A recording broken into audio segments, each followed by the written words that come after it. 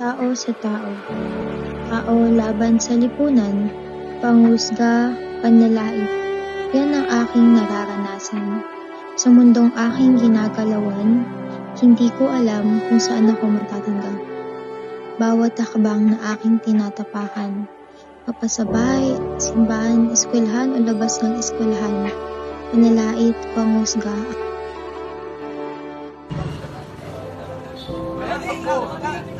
Bakit kailangan pa natin ito gawin kung pare-parehas naman tayong namumuhay ng maayos sa mundong ito?